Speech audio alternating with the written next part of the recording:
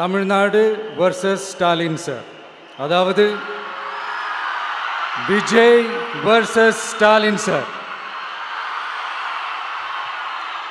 அதையும் நான் சொல்லியிருந்தேன். அப்புறம் இன்னொரு கேள்வியும் கேட்டிருந்தேன்.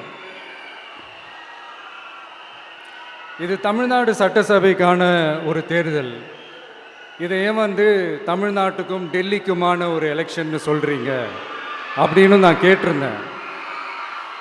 உடனே விஜய் பாஜகவுக்காக பேசுகிறாரு அப்படின்லாம் திருச்சி பேச ஆரம்பிச்சிட்டாங்க.